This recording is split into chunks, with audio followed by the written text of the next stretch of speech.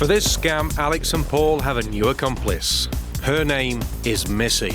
She may be lovable, but she's worth nothing.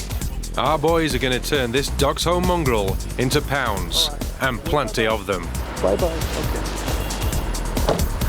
This is the Rare Dog Scam.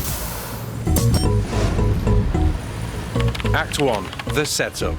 For this to work, Paul has to be believable as a down-on-his-luck businessman stopping off for a drink, who just happens to have his dog with him. Could I have, like a Diet Coke, just a small Diet Coke, please? Armed with a cuddly canine, it doesn't take long to attract a mark. Hi there. Who's that? Oh, she likes you. She's still gorgeous and very happy. She is. She's very happy. She's a really nice little thing, but I've got builders in at home, so I can't leave her at home, and I've got this really important interview. Paul is going for the sympathy vote, and now needs the barmaid to bond with the dog.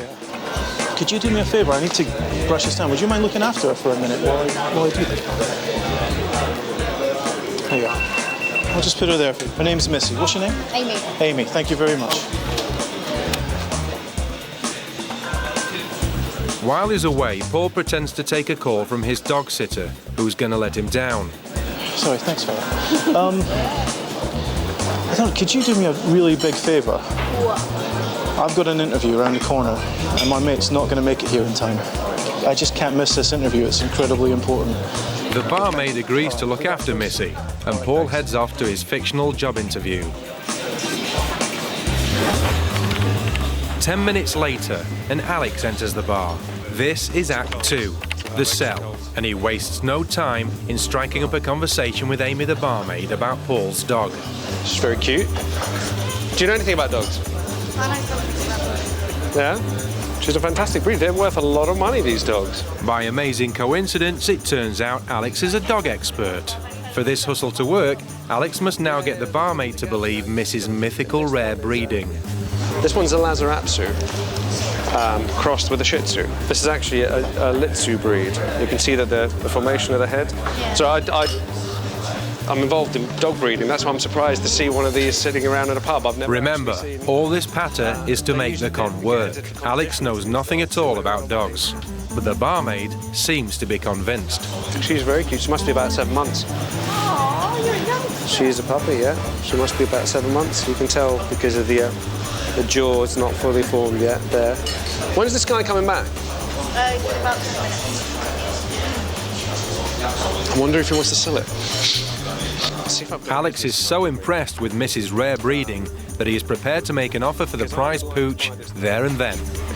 If I gave you 300 quid, would you let me have the dog? I'm not taking any more. Are you sure? I can't. Well, I'll tell you what, do me a favour. If you tell the guy that I'll be back here at 6 o'clock, if he's interested in selling his dog, I will give him... How much have I got me? I've got 300 here. I'll give him another 200, so I'll give him 500 quid cash for his dog. Would you do that for me?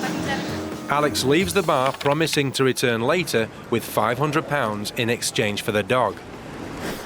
Now it's the final act. Act 3 is the sting, and Paul returns from his meeting with a sob story. Too well, to be honest with you. I've got to go to Manchester tomorrow. I've got to go to work tonight, and I've got no idea. My girlfriend bought this dog, ex-girlfriend. Then she goes back to Australia, leaves you with a dog. I just won't, you know, I don't like leaving a dog at home. I don't like, you know, is that still my... But the barmaid has an offer which may make his day. Sorry. There's a guy that came in. Oh, yeah, baby. He's part of the dog breeding agency. And he says, I'll come back at 6. And if the guy's still here, Was he, tell him I'll pay him £500 in cash. was he legit? I mean, was he... I think so. He didn't have any cards on him. Yeah. He had to go to a meeting. I mean, you're kidding. I mean, that's absolutely perfect. So he's coming back at 6. I've got to be at work at 5 and... Satisfied the barmaid is taking the bait, Paul makes his final play. If he seems legit, I'm tempted to leave him with you. I mean, would you be able to give me some money and then keep, like, have him pay you, or... I mean, I'll be honest with you, I just need a couple hundred quid. I just wanted to go to a good home. I'd be happy for you guys to keep the rest of the money, honestly. Would you mind? Is that okay? Incredibly, the barmaids agreed to give Paul £200 for the dog, believing they will sell her on for a £300 profit at 6 o'clock. Knowing they'll get the money back later, when Alex the dog expert returns, the bar manager borrows the money from the till and hands it over to Paul. He pockets the cash, says goodbye to the dog that he got from the dog's home for nothing, and leaves the bar £200 richer. Alex won't return to buy Missy off the bar staff, and they'll be left with a very cute but worthless dog. Right. What's next? Let's chat. All right. All right, congratulations. Yes, they're gonna make us some money. Make us some money. Okay. And if the hustlers run out of dogs, with a few lost pet posters, they can get the dogs back to con another day. How long will it take for the barmaid to realise she's been sold a pup? If he doesn't come back, then we'll be looking after her. I don't know a hell of a lot about dogs, but she's just too cute. We couldn't really not look after her. And she hasn't caused us any problems. They're worth a very large amount of money. The body language and everything else, it just didn't appear fake. She must be about 7 months. You can tell because of the jaw's not fully formed yet there. Who knows, so many people are animal lovers, and so many people would fall for it if they thought that the animal was going to benefit more. No. I did. In this case, although the con was real, the dog was returned to its rightful owner. It's a cruel scam that's been happening for years. Don't let it happen to you. The Kennel Club would actually recommend that you never ever buy a puppy in a pub. Nothing could be worse. You should always buy a dog from the breeder's home.